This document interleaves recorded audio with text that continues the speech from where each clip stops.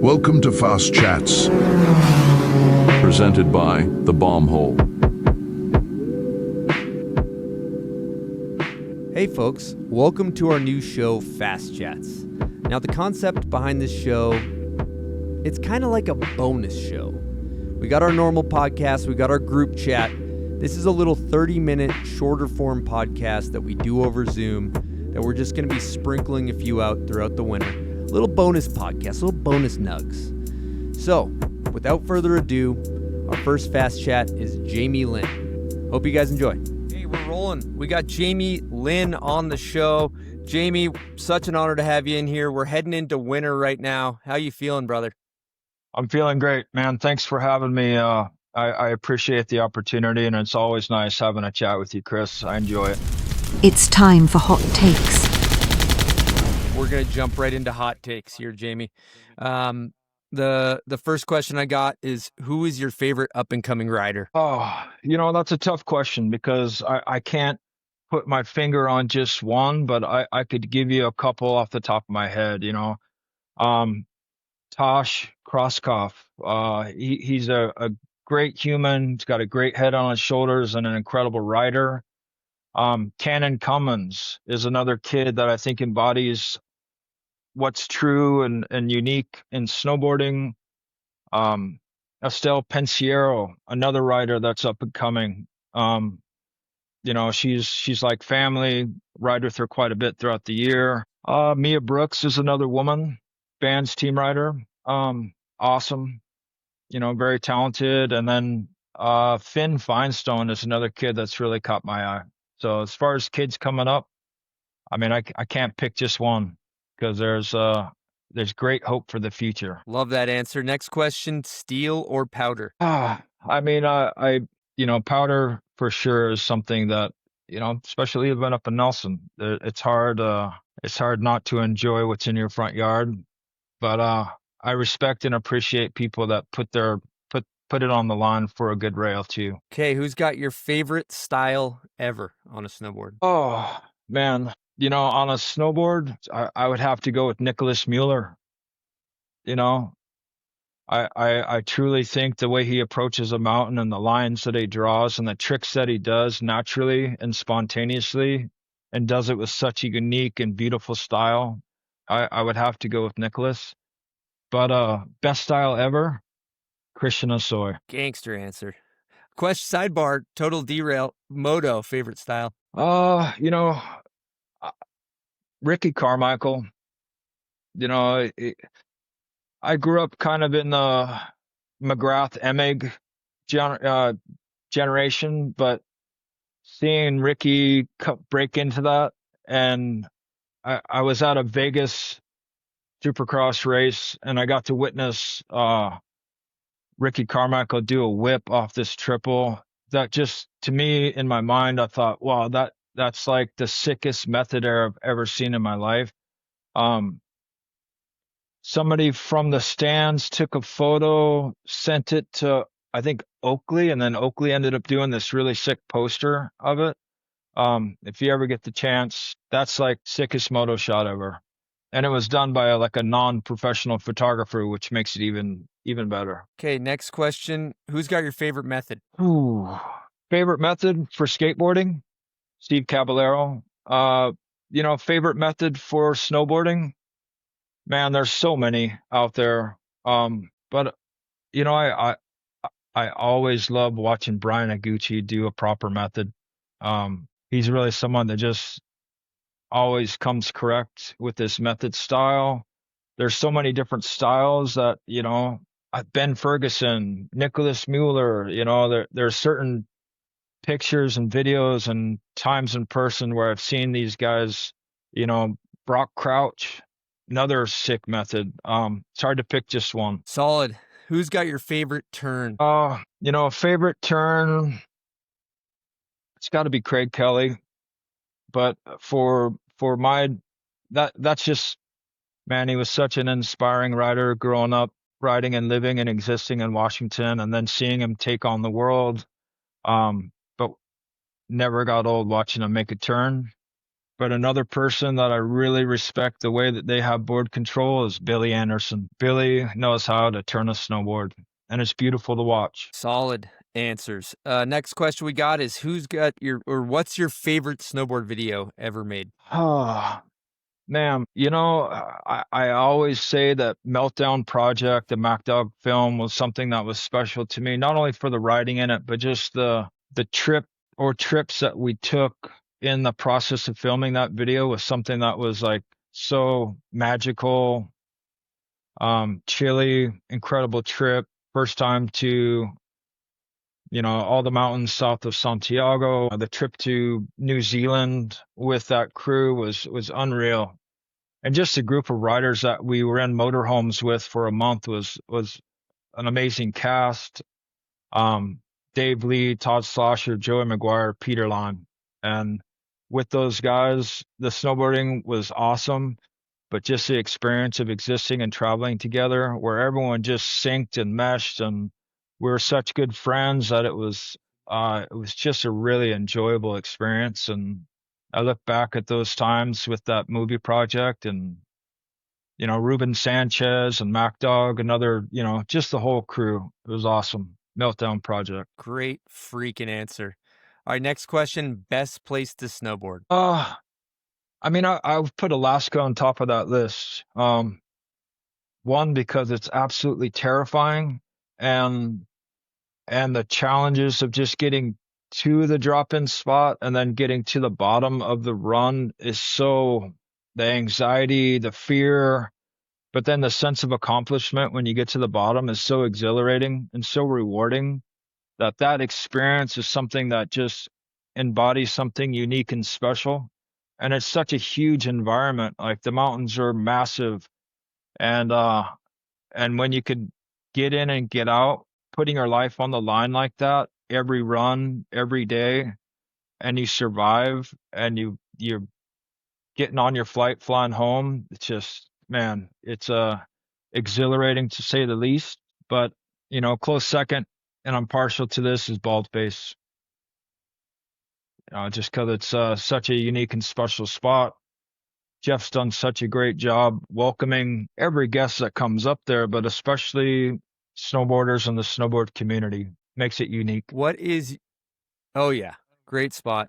What's your favorite snowboard graphic ever? I'm gonna have to say it was a Matt Cummins Pro Model 91 to 93, with the Radical Rick BMX base graphic. It was done by the artist Sean Donnell.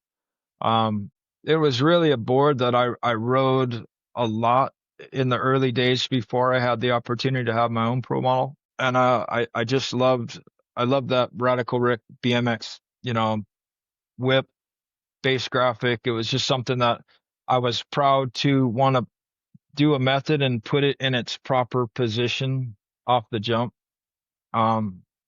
Just a special board, a special time, and a special graphic for sure. Matt Cummins. Solid freaking answer. All right, this is a big question here, Jamie. Who's your favorite snowboarder? My favorite snowboarder is my boy Thalo. It's going to be his third year on his board, and watching him progress each season, just from when we started, he was so small, he was sitting on his high backs, and now he's getting bigger. He's starting to get more board control and figuring out what edges are, and it's allowing me to see snowboarding through a different lens, and connecting me with like a pure state of the experience that you don't have to go out and be going huge and doing tricks, but just the act of snowboarding is so awesome. And it's so but being able to share that experience with my boy, I can't wait. I can't wait for it to snow. We go out in the driveway and we have like a 30-yard pitch, and when we want to go outside and play, I just put on his boots and his gear and we go out and snowboard in the driveway. It makes me really truly love snowboarding for how pure the experience can be on such a simple honest level. 100%. Is he goofy or regs? Goofy. Yeah. Okay. Yeah. That's You know what? major. If you just don't give him the option and he doesn't know any better, I'll wait until he's old enough to make his own decisions. But for now, it's like, you know, dad's goofy, son's goofy. What's our T minus till we're grabbing method? Give me a rough timeline here. We got to be getting close. Oh, I mean, we'll see how it goes. You know, like being a parent, try not to push things too much on your kids, but I definitely would want to sit him down one of these days when he's old enough to comprehend what he's watching and just show him where dad came from, you know, show him some videos and show him and let him interpret what he's seeing, allowing his own style to evolve and mature and you know, I'll definitely let him know what I think is a proper method, and then how he interprets that is up to him, you know. But I don't know, you know, Yep. like Leave it up to him. kids, yeah, kids. We'll see how he might, you know, after a while he might be like, oh, I'm over snowboarding, Dad. I want to ski, and I'll be like, all right, that's not that awesome, but let's get you some skis, you know. We don't discriminate as a family. Um, just getting up in the mountains and enjoying it on whatever you're on, like I support that 100%. But you know, but again, for now, I'm not even going to give him the choice. You know, it's like taking him to the skate park. I don't want to buy him a scooter just to go like, oh, it's easier on a scooter. I'd rather just like, hey, dad skateboards. If you want to skateboard, great. If you want to go play on the swing, go play on the swing. But a skate park's a skate park. Just don't give him any other choice. Then he Yeah. doesn't know the difference. Smart. Yeah. You know, you give him the choice to wear gloves, or is he going gloveless? Or is he wearing gloves up there? You know, when I was a kid his age, we didn't really have gloves, so I would just use socks, you know, but and how much pain I had to endure just to exist outside in snow was something that if I have the chance to like make it as comfortable for him as possible so he can stay out there the longest, I'm going to get him some sick gloves. You know, glove companies, if you're out there, making it easy for a kid that's 2, 3, 4 years old to get in and out of a pair of gloves is super crucial. Just from a dad's standpoint, design development for a glove should be focused on accessibility to get those kids in and out and stay on their hands once it's on. Good call. Next question. Worst trick. Oh, you know, that's a hard question because I don't want to, you know, judge anybody for doing a trick, a certain style or a certain way. So I would have to say the worst trick is the one that's left on the table. The one that you get down to the bottom of the run and you look back up and you see this massive transfer or like a gap or a stump that you could have hit, but you didn't. Maybe you were too low. Maybe your line took you off course, but then you look back up and see like, oh man, I should have hit that. That's always the worst trick. The one that you're like, oh, I could have did it, but I didn't. Jamie, that might be the best answer for worst trick in the history of this show, by the way. Nice work on that. All right, next question. Dream sponsor. What do you got? Oh man, you know, when I think about that, I think about like, well, what would be applicable to my life that would make my life easier or better or more enjoyable. And man, there's this artist named Simon Bowl, and I watch him on Instagram, and I see him using acrylic paint, and the acrylic paint that he uses is this brand called Golden Acrylics. The pigment's incredible. The opacity is, you know, second to none. But he's got racks and racks and racks of just cases of golden acrylic. And the way that instead of just putting a little bit and brushing it on, he'll just like spray this stuff out like it's ketchup. And I'm thinking like that stuff is so expensive. It's like $20, $30 for an 8-ounce bottle. And he's using it like it's, you know, got money to burn. And I'm thinking if I ever had the opportunity to get sponsored by Golden Acrylic, it would be a dream come true because, you can never get enough art supplies, and art supplies are expensive. So to get any help with any sponsorship with Golden, um, man, it'd be a dream come true. And if there's anybody out there that's listening that works for Golden or has any connections, just hit me up. I'd love to endorse your products. I really truly believe in them, and I love what they're about, and they make art so much more enjoyable, and the end result so much better. Let's make that happen. I hope you get that. I hope you get that DocuSign from Golden Acrylic coming through the inbox. Last question is worst trend. What do you got? Worst trend, man. This is a great question because there's what I see trending in like our world and the snowboard industry is corporate takeover. Investment groups coming in and buying up the snowboard industry, and I've witnessed it firsthand with Volcom. We have these groups, ABG and the Levy Group, and they came in and just taken something. And I know this is a natural evolution of business, and it's something that's important to me now, having my own company and starting my own brand. That I don't have a goal to like build it up to a certain level and then sell it off to the highest bidder. And like, I know there's a sweet spot, and it's tough to get to that sweet spot. Once you're there, you can not only, take care of yourself, but take care of the employees and people that have helped you grow it to a certain level. But I think there's a certain amount of greed and expectation that comes in like, the corporate business world, that you're always pushing for, 10 million's not enough, 30 million's not enough. We want to be 300 million. And really, like, it just allows the death of the soul and spirit of what made that brand so special in the first place. So, and I know there's companies out there that have had, corporate entities come in, but they're still able to exist in a way that they keep it, special and different product applications, or, one-offs or collaborations that kind of keep that core aesthetic.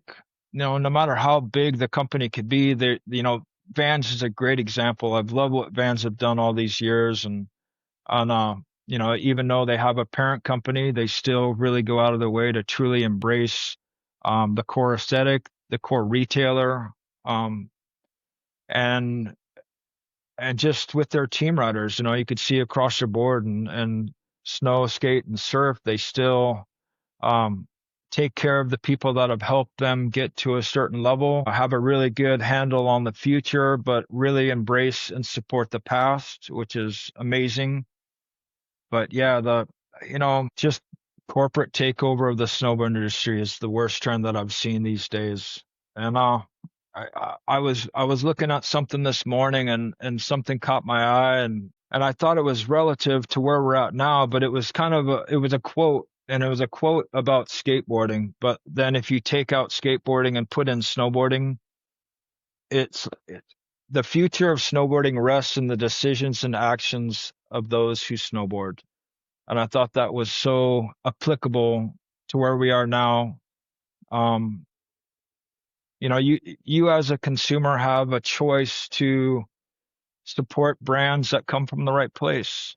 And I think it's a responsibility that we should focus on a little bit more these days, and just know what you're buying, and support your local snowboard shop, because the internet is taken a lot of that business and crushed a lot of those outlets that I grew up with, that were really special for me to be able to connect with the community.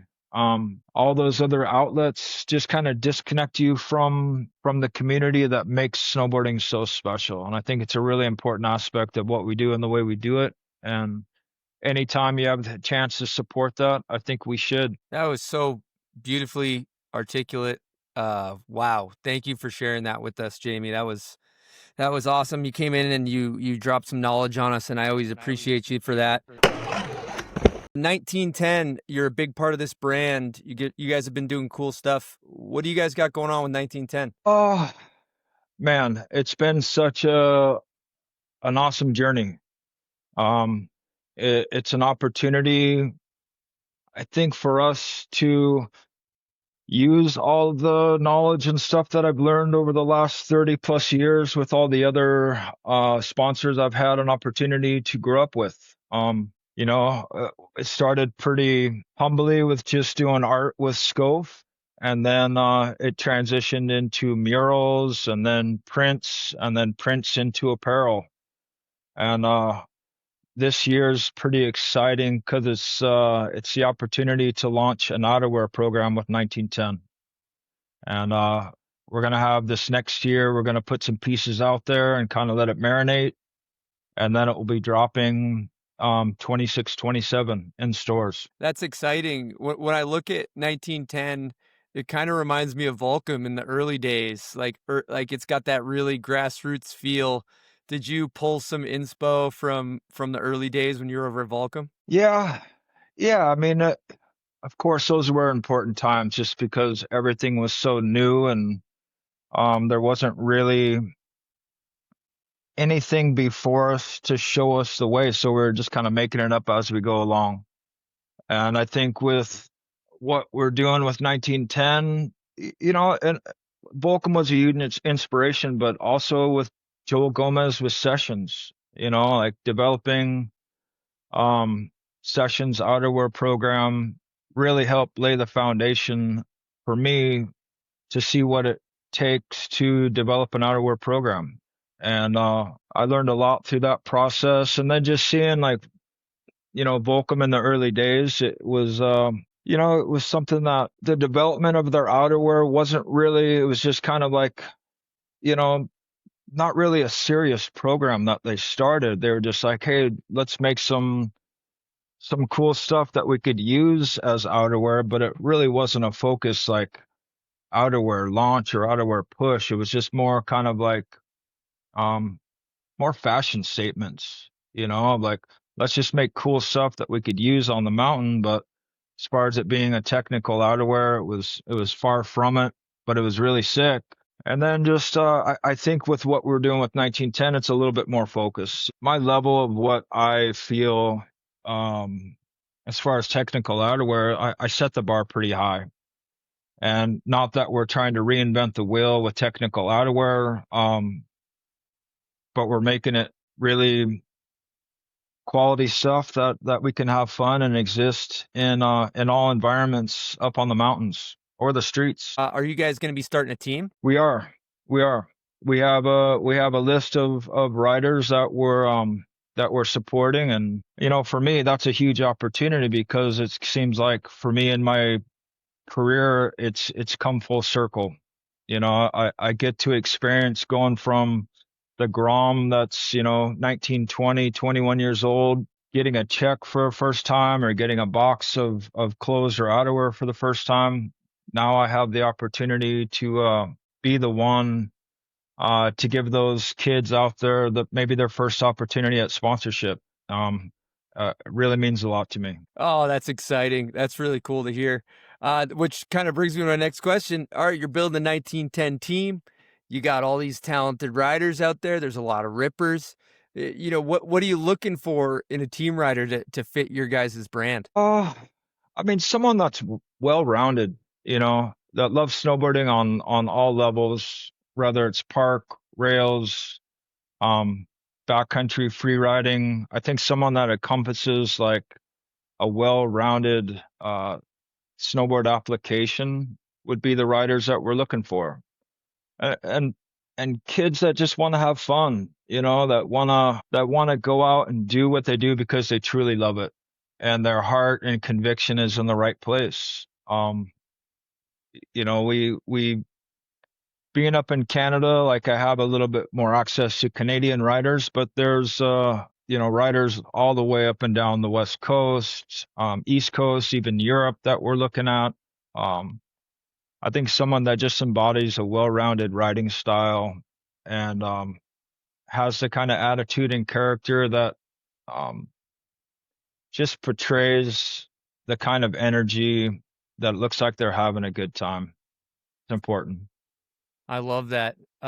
Also, moving forward with this brand, now you're in a different place. You're a dad. It looks like you're killing it being a dad. Thelo's out on the bike getting after it. Love to see it. And I guess the question would be how is being a dad and managing, helping run this business. I mean, it's all balance, like it's just balancing your time. I do focus a lot of energy on being a dad, but I also have plenty of time to, we do our Zoom calls once a week, and we got Thalo in preschool now, so it gives me a little time in the morning. The first 3 years of being a father was the most time consuming because it was like full on. Now that he's a little bit older, and we got him in school programs or programs that kind of give us a couple hours in the morning, it definitely opens up the opportunity for me to focus on business a little bit more. And I love it. I love where I'm at right now. I'm in such a great spot. I haven't been happier in my life. I got a beautiful family. I have awesome business partners that we're doing really fun things, and hopefully sharing those good times with other people. And that's really truly our goal. I love that. I seen you making a whole bunch of paintings recently. What's the plan with all the art you've been creating as of late? Um, I had a trip down to California that was kind of a 1910 business trip, and we connected with this new gallery owner. Her name's Jackie Danger. She opened up a gallery called House of Danger. For her first opening show, she offered us a slot to have a night to showcase some art and prints. So I learned about it a couple weeks before the opening, so it was kind of, a little bit rushed going into building a body of work for this show, but it was good because, sometimes to get that kind of inspiration to be motivated to want to put something together was helpful to get me into the studio. I got a great studio space up in Nelson, but I used to work a lot looser. I used to like paint all through the night and paint whenever I felt like it. Um, Being a father now, you kind of have to pick and choose those times that you can get that opportunity. So I would eat dinner 5:36, and then I would work from like 6 to 10, and just give it 3-4 hours, and it felt a little bit more structured, which is a little different to get used to. Um but once I get locked into that studio space and I have it right in front of me, it seems like time dissolves, and you just can really focus on putting brush to canvas, and I really love that process. And it was nice to reconnect with it, and the show was killer. I had, a lot of people turn out. I had people that I didn't expect to show up, a lot of guys from the skateboard community, which was surprising, but really awesome and welcomed. Dave Duncan, Brian Patch, Krishna Shoy turned up for a minute, and to have them come out and support the arts and really support the community. And that was the biggest thing, was putting on the art show. It wasn't necessarily for me, but it was for the community in general, just to bring people together to celebrate creativity.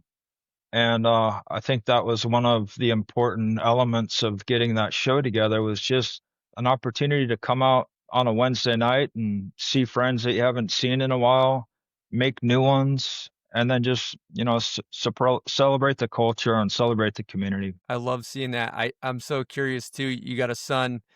Kids, they like to paint. They like to create. Have you been sharing painting with your son at all? Yeah, we we do it as much as we can. It's always an awesome activity for kids to get into. And whatever it is, crayons or finger paint, or we've been going out in the backyard and collecting leaves, and then we do like leaf impressions, just something simple that I, I might have taken for granted, because when I do my art, it's really focused and it's really kind of like I have a plan, I have a vision, and I try to execute it to maximize that time. But when I'm painting with phthalo, it's like none of that matters. It's just the act of doing it that's important. And it helps me reconnect with just the simplicity of how art can be and how much enjoyment you have out of that simplicity. And it makes me look at it through a different lens. And it's awesome. It's a great experience. That's killer. Living up in Nelson, winter's coming, snow's starting to fall. I'm curious where you're at with snowboarding in your life and your relationship with snowboarding, Jamie. I mean, that was part of the reason that was the draw for me to move up to Nelson and base my life here up in Canada. It's there's something special about this place that reconnected me with a true passion of snowboarding and just existing in a snowboard rich environment. The mountains are completely, you know, unique and awesome. The snowfall is incredible. Just the community in general is really something that made me feel welcome. And Jeff Pensiero was a huge aspect of that with Baldface. His invitation to come up and ride what he's created up there has allowed me to drop all the expectation and responsibility and pressure that had been built up through my snowboard career that kind of started taking away from really why I truly loved it. And he allowed me to reconnect with it in a way that I've carried with me to now. I mean, living up in Nelson, we're only 15 minutes away from Whitewater. And in my whole life, it's probably the closest I've ever been to a resort, which is amazing. I can leave my front door and be in the parking lot in 15 minutes. And then every once in a while, get a call from Jeff and say, "Hey, we have an open slot in a cat." And I mean, that's such an incredible opportunity that I appreciate so much because you're able to get so much good snow, good turns, good riding in a 3 or 4 day trip up there. Um, I always said you can get a year's worth of riding in a 4 day trip to Baldface, and it just it it fills your cup so much that you take with it. Um, you know, stuff that riding a resort doesn't seem so bad on a crummy day because maybe you've got a couple really good powder days, and I've never really felt this connected to snowboarding in a long time.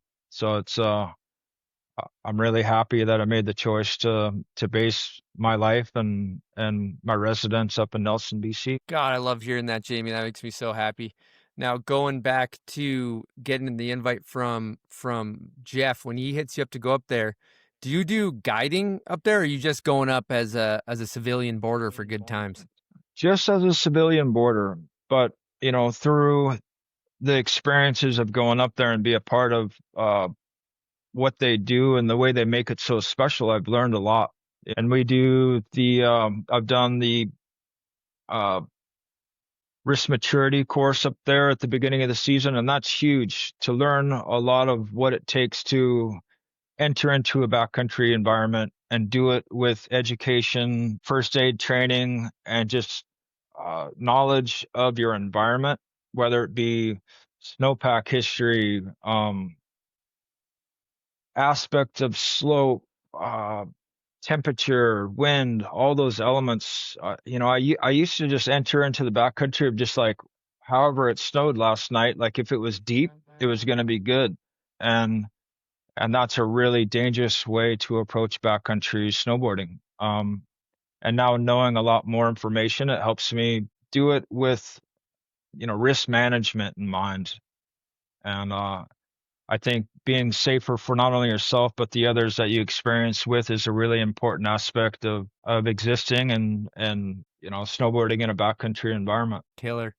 Man, just listening to you talk, Jamie, it's so cool thinking about your life, and you've had some high highs and some low lows. It seems like you've ridden a pretty wild wave of life, but it just makes me so happy to see where you're at in such a good spot with your family, with snowboarding.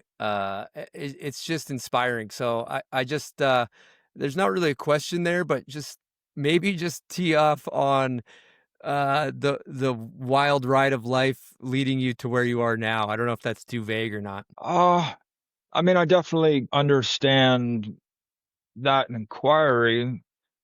I mean, when I started snowboarding and I started snowboarding professionally, I was a kid, and I didn't have really a lot of like, it was kind of, I was the one in control, and how you approach that and how you digest it and what you do with that is really important. And as a kid, you're kind of naive to life, and all you want is really a good time, and sometimes those good times are not always that good for you. There was a lot of introduction to, things and vices and parties that um became problems, and I I struggled a lot with addiction, and addiction was something that I carried with me as something that I was such a public person, and I always had people kind of wanting things from me and wanting to take little bits of what I really part of my soul. And with drugs, it always felt like it was something that was for me. It was a selfish endeavor that no one could touch, that it was something that made me feel, I say better, but it never is with drugs, you're just masking maybe more internal issues that, might seem like it's making you feel better, but in the end, it became a problem. And I was a functioning addict for a number of years, and I thought I was pulling it off, and I really wasn't. So once I made that decision to let that go and to try to function in more of a sober state, so much came back to me. So much stuff that I'd been disconnected with through the years of addiction, really allowed me to see the reality of what I'd been missing. I'd been living in such a fictitious dream state for so long. Once I got my head clear, and it took a while, it wasn't easy. Um, but once I reconnected with that, just clearing your mind and getting reconnected with what's important in life, so much came back to me, not only in snowboarding, but just life in general. Um, I had a great girl that supported my journey and was able to then start a family that, man, I never thought it was possible at one time. And then now to have it be so real and so important to me, I'm just so much more present. I felt like I was there, but I was just a ghost kind of floating through my existence. And now I get to feel, and I get to love, and I get to see things that um I was looking through a clouded lens before. And now everything is so much more in focus, and and I get to really truly experience 100% of the world has to offer. And and I appreciate my journey that I've been through. I don't look back on it as kind of, there's a lot of negativity to it, but everything that happens in life is just an event. You have an opportunity to put a positive or a negative on it. So I try to take with that as much positive lessons that I could pull from it, because it truly gave me perspective. Um, I appreciate things so much more because I really know how bad it can be, and I'm thankful for that. Thank you for sharing that with us, Jamie. That was wise shaman, some wise shaman wisdom shared, and I truly appreciated every second of that. And so happy to see you doing well. We're keeping these interviews rather short, even though I could talk to you for another 3 hours. So the last question I have for this quick chat is, what's next for Jamie Lynn? What's next for me It's just the opportunity to kind of give back. I've been so fortunate and so blessed with the opportunity to have so much support and help along the way. Um, Now with like starting my own brand with 1910, it's an opportunity for me to like have it come full circle and have the chance to maybe support the future with with a team of kids that I could help them live their dreams the same that I've had that opportunity to live out my dream with snowboarding. So that's a huge what's next in my mind that I'd like to focus on. I can't wait to go snowboarding with my boy this year. I can't wait to, for the first snowfall. The seasons have changed up here. You can definitely feel it in the air. The mornings are crisp and cool. Snow's right around the corner. Usually by the end of November, we got snow on the ground and it doesn't leave till April. Um, I'm excited to ride. Really looking forward to it and really looking forward to getting into the studio more. Um, Getting the chance to paint with Scope. We get together 2-3 times a year, and when we do, it's a really prolific time that I enjoy that process to building a body of work that then we can turn around and make cool things with 1910. I have a great little studio space up here in Nelson. Looking forward to getting more time in there for me personally, just to kind of help nurture and evolve as an artist. I think that's something that's really important for me in my life right now, and just to get out there and share the love of snowboarding with my community and the people around me. God damn, Jamie. Well, it's been a real pleasure chatting with you, man. I just want to say thanks for all the inspiration, just keeping doing rad stuff, keeping us all inspired. Keep carrying the torch for us. And most importantly, thank you for taking the time to chat with us. So we appreciate you, Jamie. Chris, thank you so much. And Bombhole listeners, thank you for supporting such an amazing, outlet and opportunity to discuss issues, no matter what it is. Bombhole has been always great with providing that opportunity. Chris, thanks again for making this happen. Appreciate your time and thank you very much. Okay, it's been real. Thanks, Jamie. Okay, take care.